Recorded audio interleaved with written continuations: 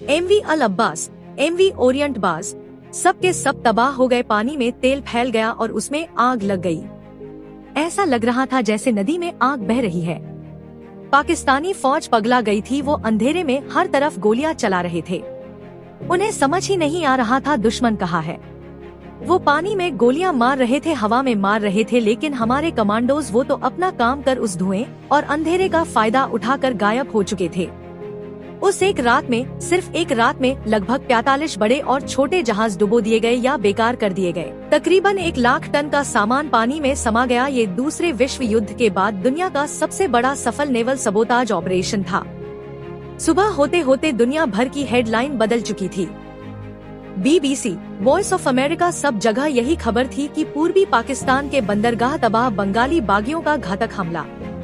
इस हमले का असर सिर्फ जहाजों के डूबने तक सीमित नहीं था, इसका असर बहुत गहरा था। सप्लाई लाइन का खात्मा। पाकिस्तान अब अपने सैनिकों को राशन और हथियार नहीं भेज पा रहा था। चटगांव बंदरगाह इतना जाम हो गया, वहाँ कोई नया जहाज आ ही नहीं सकता था। मनोवैज्ञानिक हार। पाकिस्तानी सेना जो खुद को अजय समझती थी डर गई। उन्हें लगने लगा कि मुक्ति वाहिनी कहीं भी हो सकती है। पानी में, जमीन पर, हवा में उनका मनोबल टूट गया। दुनिया को पता चल गया कि ये सिर्फ कुछ दंगाइयों का काम नहीं है, बल्कि एक संगठित युद्ध है। इस ऑपरेशन ने साबित कर दिया कि साधारण लोग अगर ठान ले तो दुनिया के किसी भी ताकतवर फौज को धूल चटा सकती है। दिसंबर 1971 जब असली युद्ध शुरू हुआ तो पाकिस्तानी सेना पहले से ही हताश और कमजोर हो चुकी थी।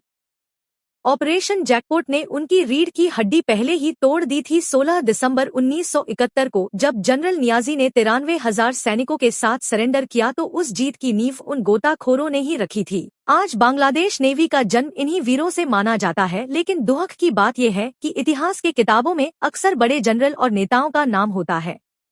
वो लड़के जिन्होंने अपने शरीर पर गिरीश पोता था, जिन्होंने मौत के अंधेरे में पानी में छलांग लगाई थी, उनमें से कितनों के हम जानते हैं।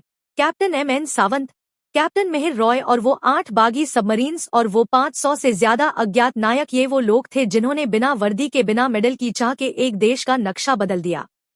इसे कहते हैं द साइलेंट वार, एक ऐसी जंग जहां शोर सिर्फ धमाकों का था लेकिन वीरता खामोश थी। आपको क्या लगता है दोस्तों, क्या इतिहास में ऐसे और भी ऐसे साइलेंट ऑपरेशन हैं जिनके बारे में हुए नहीं पता? और अगर आप उस रात उन कमांडो की जगह होते तो क्या आप कितना बड़ा जोखिम उठा पाते? अपनी जवाब और राय नीचे कमेंट में जरूर लिखें।